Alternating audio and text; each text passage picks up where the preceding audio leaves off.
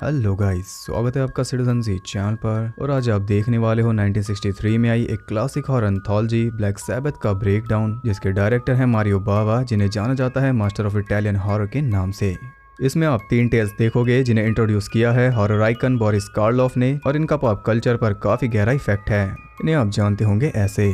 एक टेल में ये दिखाई भी देंगे, और वीडियो के एंड में मैं आपको बहुत ज्यादा इंटरेस्टिंग फैक्ट्स भी बताऊंगा। तो अब ज्यादा देर ना करते हुए जल्दी से स्टोरी स्टार्ट करते हैं।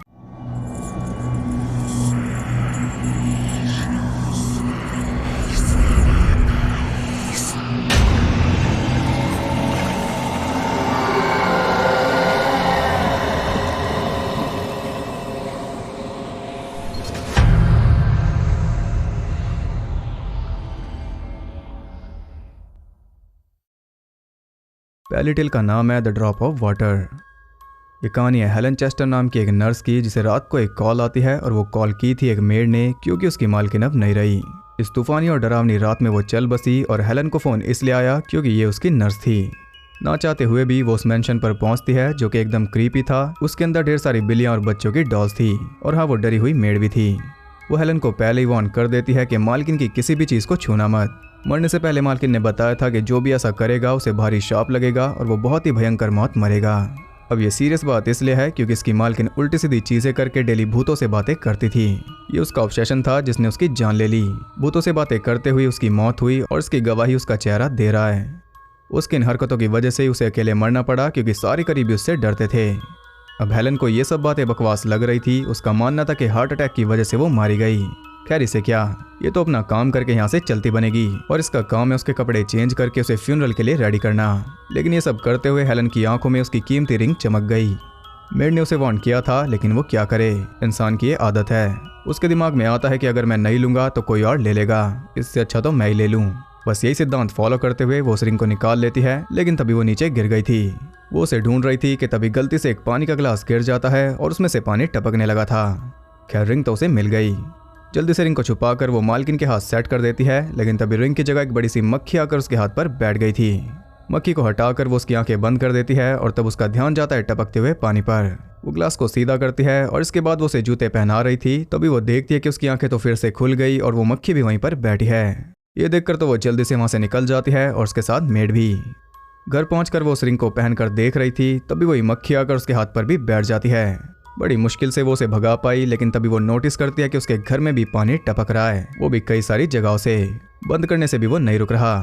वो सोच में पड़ गई थी कि आखिर ये हो क्या रहा है, लेकिन उस मेड की बात इसे याद नहीं आ रही। अब ये उस श्राप की भागीदार बन चुकी है। उसके घर में काफी अजीब आवाजें आ रही थी, जिनका पीछा करते हुए वो पहुंच जाती है खुली हुई विंडो तक। उसे वो बंद कर देती है, लेकिन आवाजें तो अब भी नहीं रुकी। आवाज़ों का पीछा करते हुए वो पहुंच जाती है बेडरूम तक, और दरवाजा खोलते ही वो टेरिफाइड हो गई थी, क्योंकि उसके बेड पर लेटी हुई थी उस मालकिन की जिंदा लाश। वो जल्दी से बाहर भाग रही थी, लेकिन बाहर भी वो मौजूद थी, यानी कि इससे बच पाना इम्पॉसिबल है। वो उसकी तरफ बढ़ती है, और उसे देख देख कर उसका दिल रुक रहा था। अपने किए के लिए वो माफी मांगती है, लेकिन इसका कोई फायदा नहीं होता। आखिर में वो खुद अपने ही हाथों से अपना गला घोट कर खुद को मार लेती है। अब हाथ उसके थे, लेकिन फोर्स उसकी नहीं थी। अगली सुबह पुलिस वहां पहुंच जाती है, और उसे बुलाया इसकी मकान मालकिन हैरियट ने। इसने सबसे पहले हेलन की बॉडी को देखा, और सीधा पुलिस को कॉल की।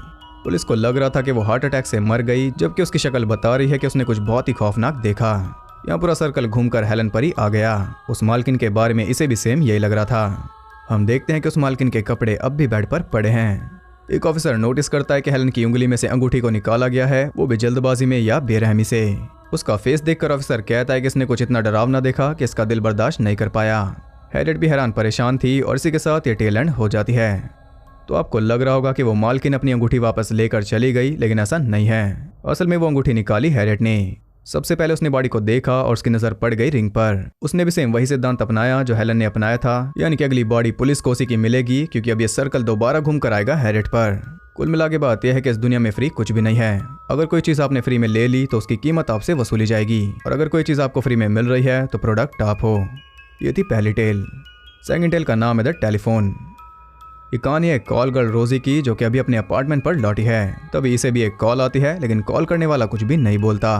वो फोन रख देती है, लेकिन तभी उसकी दोबारा कॉल आती है, और इस बार भी वो चुप रहता है। उसे लगता है कि शायद कोई घटिया सा मजाक कर रहा है, इसलिए सब अवॉइड करके वो नहाने चली जाती है। लेकिन जैसे वो नहा कर लौटती है वो फोन दोबारा रिंग करता है और इस बार फाइनली कॉल करने वाला कुछ बोला। लेकिन उसकी बातें सुनकर वो घबरा गई, क्योंकि वो ऐसी बातें कर रहा था जैसे रोजी को साफ साफ देख पा रहा हो। उसे पता है कि रोजी ने क्या पहना है और वो क्या कर रही है। वो उससे पूछती रह गई कि तुम हो कौन, लेकिन उसने फोन काट दिया। वो बाहर भी चेक करती है, लेकिन बाहर कोई भी नहीं था। वो काफी सोच में पड़ चुकी थी, लेकिन कुछ भी फिगर आउट नहीं कर पाती, इसलिए आखिर में थक हार कर वो सोने जा रही थी। लेकिन तभी वो फोन बजने लगता है। अभी वो कॉलर उसे देख पा रहा है। रोजी पूछती है कि तुम्हें क्या चाहिए। जवाब में वो कहता है कि सब कुछ। वो काफी डर गई थी। सबसे पहले तो वो की होल को कवर करती है, इसके बाद सारी लाइट्स ऑफ कर देती है ताकि वो स्टॉकर उसे देख ना पाए। इसके बाद वो सारे पैसे और ज्वेलरी को सोफे के नीचे छुपा देती है, क्योंकि स्टॉकर ने बोला है सब कुछ। अब वो बैठकर आराम से कॉल का वेट कर रही थी, लेकिन इस बार फोन नहीं बजता। थक हार कर वो उसे वापस रखने जा रही थी और तभी वो बज जाता है।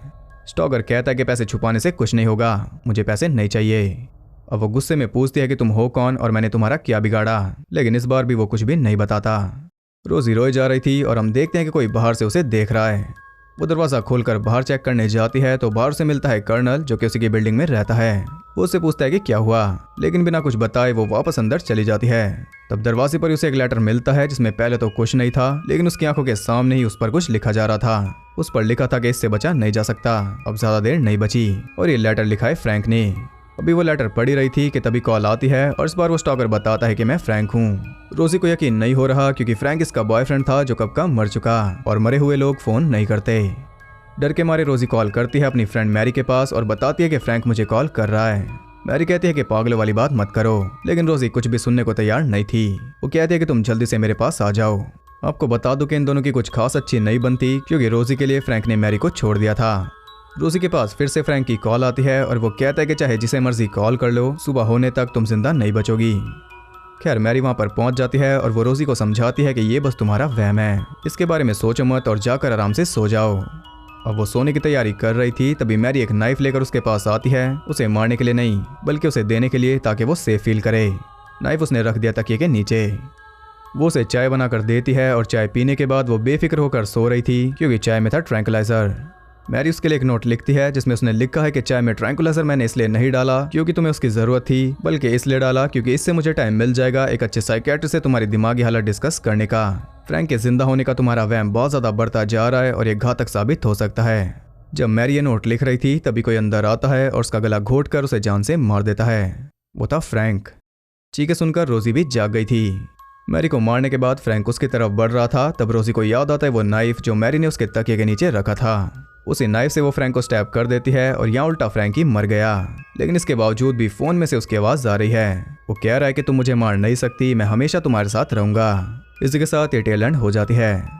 तो अगर आप नहीं समझे तो बता दूं कि असल में फ्रैंक था ही नहीं, वो तो मर चुका है, लेकिन वो जिंदा है रोजी के दिमाग में। उसे लगता है कि फ्रैंक उसे मार डालेगा क्योंकि उसी ने फ्रैंक को जेल भिजवाया था जहां उसकी मौत हो गई। यानी कि सच में रोजी की दिमागी हालत खराब है और मैरी सच में उसका भला चाहती थी। अब आप कहोगे कि फिर मैरी को किसने मारा, तो उसे मारा रोजी ने, लेकिन वो खुद भी ये बात नहीं जानती। उसे तो यही लगता रहेगा कि फ्रैंक ने उसे मारा था। तो ये स्टोरी आपको क्लियर हो गई। अब आपको बता दूं कि इस फिल्म के 2 वर्जन हैं, एक असली इटालियन वर्जन और एक अमेरिकन वर्जन। ये जो आप देख रहे हो ये अमेरिकन वर्जन है और उसमें काफी कुछ चेंज किया गया है, खासकर ये वाली टेल। असली वर्जन में फ्रैंक रोजी का पिंप था जिसे रोजी ने जेल भिजवा दिया था, लेकिन एक रात वो जेल से भाग निकला और रोजी के पास फोन करके उसे जान से मारने की धमकी देने लगा। तब रोजी बुलाती है मैरी को और हमें पता चलता है कि असल में मैरी ही फ्रैंक की आवाज निकाल कर उसे फोन कर रही थी। मैरी जो नोट लिख रही थी वो भी उस वर्जन में अलग है। उसमें वो बताते हैं कि वो सब कॉल्स मैंने ही की थी क्योंकि मैं तुमसे मिलना चाहती थी। उस वर्जन में एक लेस्बियन एंगल है जो कि इसमें से निकाला गया। खैर जब मैरी वो नोट लिख रही होती तब फ्रैंक सच में वहां पर आकर उसे मार देता, लेकिन मैरी को मारने के बाद उसे रियलाइज होता कि उसने गलत लड़की को मार दिया। फिर वो रोजी की तरफ बढ़ता और रोजी उसे मार देती सेम इसी तरीके से। ये असली टेल थी जिसे अमेरिकन ऑडियंस के लिए चेंज किया गया। बेसिकली इसमें एक सुपरनैचुरल एंगल डाला गया। लेकिन मैं आपको बता दूं कि ये टेल एक नए सब जॉनरा की शुरुआत थी जिसे कहते हैं जैलो, जिसका इटालियन में मतलब होता है येलो, और ये मिक्सचर होता है इटालियन हॉरर थ्रिलर का। अब आप समझ गए हो कि अमेरिकन वर्जन जैलो नहीं बल्कि सुपरनैचुरल था। ये थी सेकंड टेल। थर्ड टेल का नाम है द वर्डुलैक। ये कहानी है व्लादिमीर की, जो कि एक घोड़े का पीछा कर रहा है क्योंकि उस घोड़े के ऊपर एक डेड बॉडी पड़ी है। व्लादिमीर ने उसे पकड़ लिया और लाश देखकर वो हैरान था क्योंकि उसका सर गायब था और उसके दिल में एक डैगर घुसा हुआ था। वो उस बॉडी को अपने साथ लेकर जा रहा था, तभी रास्ते में उसे दिखाई देता है घर। वो उस घर तक जाता है और वो सीधा ही अंदर घुस गया। अंदर जाकर उसे पता चलता है कि वो डैगर यहीं का है। घर में उसका वेलकम करता है जियोर्जियो और वो बताता है कि ये डैगर मेरे फादर का है, जो कि एक वर्डोलैक को मारने गए थे। ये सुनकर व्लादिमीर उसे बाहर ले जाता है लाश दिखाने के लिए, और बाहर उसका भाई पिएट्रो उस लाश में तलवार घुसा रहा था क्योंकि वो लाश है एक वर्डोलैक की, बेसिकली एक रशियन वैम्पायर जो कि अपने करीबियों का खून पीकर उन्हें वैम्पायर बना देता है। इस सब जानकारी को व्लादिमीर पुटिन कर रहा था अपने दिमाग में। वो सब उसे खाना देते हैं और यहाँ वो मिलता है पूरी फैमिली से, जिसमें है उनकी बहन स्टेनिया, जॉर्जियो की वाइफ रीका और पीटर पैन जैसा बेटा आइवन।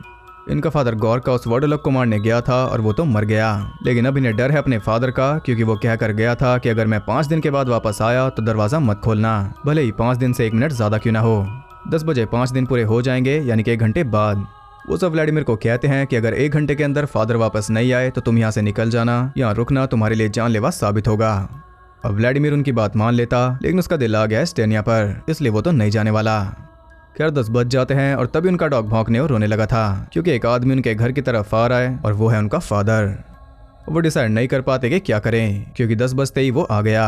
वो बाहर ही उससे मिलने जाते हैं और देखते हैं कि उसके तो हाव भाव पूरी तरह बदल चुके हैं। उन्हें शक तो हो रहा था, लेकिन वो कहता है कि मैं जख्मी हूँ इसलिए मेरा ये हाल है। वो भूखा था इसलिए वो उसे खाना देते हैं जो कि मीट था, लेकिन वो उसे नहीं खाता। उनका डॉग अब भी रो रहा था, इसलिए वो कहता है कि जाकर उसे मार दो, जबकि वो उसका फेवरेट डॉग है। उसके कहने पर जियोर्जियो जाकर उसे मार देता है। इतने में वो पीटर पैन आइवन के साथ खेल रहा था, लेकिन उसके माँ बाप दहशत में थे, इसलिए रीका उसे लेकर चली जाती है। तब गॉर्का अपने बैग में से उस वर्डोलैक का कटा हुआ सर निकाल कर कहता है कि जाकर इसे बाहर लटका दो। अब उन्हें समझ आया कि डॉग आखिर क्यों भौंक रहा था। खैर सर को उन्होंने लटका दिया। वो श्योर नहीं थे, इसलिए बाकी सब तो सो जाते हैं, लेकिन पिएट्रो पहरा दे रहा था। रात को गॉर्का व्लादिमीर के रूम में जाता है और उसके जागते ही वो गायब हो गया था, लेकिन वो भी बाहर से उसे देख रहा है। व्लादिमीर ने भी उसे देख लिया। वो सीधा जाता है अपने बच्चों के रूम में और देखता है कि पिएट्रो सो रहा है। इसका फायदा उठाकर वो पहुंच जाता है आइवन के पास और उसे उठाकर वो अपने साथ ले गया, लेकिन किस्मत से उसे जाते हुए देख लिया व्लादिमीर ने। वो शोर मचाता है तो सभी जाग जाते हैं सिवाय पिएट्रो के, क्योंकि उसका खून तो गॉर्का पी गया। जॉर्ज अपने बेटे को लेने जाता है और इतने में व्लादिमीर उसकी बहन को राजी कर लेता है उसके साथ भागने के लिए। जॉर्ज भी वापस आ गया, लेकिन अपने साथ वो लेकर आया है आइवन की बॉडी को। अब बारी है उसे दिल में स्टैब करने की, लेकिन रीका अपनी जान की धमकी देकर ऐसा करने नहीं देती, तो वो उसे ऐसे ही दफना देते हैं। यह मौका देखकर ये दोनों भी घर से भाग निकले। घर पूरी तरह बिखर रहा है और उसे लग रही है भागने की। कुछ देर बाद जॉर्ज देखता है कि आइवन बाहर रो रहा है। वो अपनी माँ को पुकार रहा था और माँ ने भी उसे सुन लिया। जॉर्ज उसे बाहर जाने से रोक रहा था, तब वो उसे स्टैब करके मार देती है। जल्दी से जाकर वो दरवाजा खोलती है, लेकिन बाहर से मिलता है गॉर्का, जिसने उसका भी खून पी लिया। इधर भागते भागते ये दोनों थक गए थे, इसलिए रास्ते में ये रुक जाते खंडर में। लिटरली बॉडीज वहां पर कंकाल बन चुकी थी, लेकिन रात तो यहीं पर बिताएंगे। अब जैसे व्लादिमीर सोता है, स्टेनिया उठकर बाहर चली जाती है, क्योंकि उससे मिलने आया था उसका फादर और साथ में पूरी फैमिली। जब व्लादिमीर की आंख खुलती है तो वो देखता है कि स्टेनिया गायब है। उसे ढूंढते हुए वो वापस पहुंच जाता है उसके घर में। स्टेनिया तो उसे मिल जाती है, लेकिन अब वो बन चुके एक वर्डोलैक। वो उसे कहती है कि यहाँ से चले जाओ, इसी में तुम्हारी भलाई है। मेरे इतने करीब मत आओ, मैं तुम्हें बर्बाद कर दूंगी। लेकिन वो नहीं मानता। मैं बर्बाद होना चाहता हूँ। तब वो उसे भी एक वर्डोलैक में बदल देती है और जिस तरह इंसानों की ये फैमिली रातों रात वैम्पायर्स के झुंड में बदल गई। इसी के साथ ये मूवी एंड हो जाती है। तो मूवी बहुत ज़्यादा बेस्ट है। इसमें एटमॉस्फेरिक हॉरर है। अगर आप पहली टेल देखोगे तो आपको पता चलेगा, और ये मूवी हाईली इन्फ्लुएंशियल भी है, जो कि मैं आपको आगे बताऊंगा। तो अब सीधा बात करते हैं इंटरेस्टिंग फैक्ट्स के बारे में। इसका बजट था 205 मिलियन लीरा, जो कि इटली की करेंसी थी, और उसने कमाए थे 103.5 मिलियन लीरा, यानी कि फ्लॉप। ये हाल देखते हुए इसमें थोड़े चेंजेस करके इसे अमेरिका में रिलीज किया गया, और वहाँ इसने कमाई की $4,19,000 की, यानी कि वहाँ भी फ्लॉप। ये इकलौती फिल्म है जिसमें बोरिस कार्लोफ ने एक वैम्पायर का रोल किया, और पूरी टेल में वो पलक झपकाते ही नहीं, पूरे सेगमेंट में उनकी आंखें खुली थी। बोरिस के और भी कई सीन्स थे जिन्हें काट दिया गया, और बोरिस ने कहा था कि वो सबसे ज्यादा फन सीन्स थे। वो सीन थे इंट्रोडक्शन के। द टेलीफोन वाली टेल पहली इटालियन थ्रिलर थी जो कि कलर में शूट हुई, और वो शुरुआती जैलो थी, जबकि जैलो फिल्म्स पॉपुलर हुई डारियो अर्जेंटो की the bird with the crystal plumage से, जो कि इसके 7 साल बाद आई थी। Heavy metal band Black Sabbath का नाम इसी मूवी से लिया गया है। वो बैंड एक शो कर रहा था इंग्लैंड में। सामने एक थिएटर था जिसमें ये फिल्म लगी हुई थी। बैंड ने नोटिस किया कि इतने लोग उनके शो में नहीं थे जितने के थिएटर के बाहर लाइन में लगे हुए थे। तब उन्होंने अपने बैंड का नाम अर्थ से बदल कर रख लिया ब्लैक सैबथ, क्योंकि वो समझ गए थे कि हॉरर बिकता है। ये फिल्म क्वेंटिन टैरेंटिनो की भी इंस्पिरेशन थी पल्प फिक्शन बनाते हुए। इसका नाम होमेज है मारियो बावा की पिछली फिल्म ब्लैक संडे को, और उसी के सक्सेस को देखते हुए इसे बनाया गया था, लेकिन ये फ्लॉप रही। इसका इटालियन टाइटल है आई ट्रे वॉल्टी डेला प्योरा, जिसका मतलब है द 3 फेसेस ऑफ फियर। ठीक से ना बोलने के लिए माफी। अमेरिका में इसे द इविल आई के साथ रिलीज किया गया था। मारियो बावा के फादर यूजीनियो बावा ने उस मालकिन का सर तैयार किया था और साथ में उस वडोलक का कटा हुआ सर भी। मूवी के दोनों वर्जन में बहुत ज़्यादा अंतर है। अमेरिकन वर्जन का फील एकदम अलग है क्योंकि इसमें म्यूजिक, इंट्रोडक्शन, टेल्स का ऑर्डर, यहाँ तक के लुक भी अलग है। अगर आपको असली वर्जन देखना है तो वो आपको यूट्यूब पर मिल जाएगा। उसे देखकर आपको अंदाजा हो जाएगा कि कैसे एक ही पिक्चर के दो एकदम अलग अलग वर्जन हो सकते हैं। तो ये थे कुछ इंटरेस्टिंग फैक्ट्स। आई होप आपको पसंद आए होंगे। अगर आपको ये वीडियो और मेरा एफर्ट पसंद आए तो उसे एक लाइक जरूर करना, वो बहुत जरूरी है मोटिवेशन के लिए। और साथ ही आप बताओ कि आपको ये मूवी कैसी लगी। और अगर कोई मोरल आप बताना चाहते हो तो वो भी आप बता सकते हो, बस लालच वाला छोड़कर। और ऐसी और इंटरेस्टिंग वीडियोस देखते रहने के लिए चैनल को सब्सक्राइब करके बेल नोटिफिकेशन कॉल पर सेट कर लो ताकि नोटिफिकेशन 5 दिन से पहले आपके पास आ जाए। और ज़्यादा कनेक्टेड रहने के लिए आप मुझे इंस्टाग्राम पर फॉलो कर सकते हो, वहाँ आपको बहुत कुछ जानने के लिए मिल जाएगा। और साथ ही बाकी जगहों पर भी जिनके लिंक्स आपको नीचे मिल जाएंगे। तो मैं मिलता हूँ आपसे अगली वीडियो में, तब तक के लिए सबको बाय।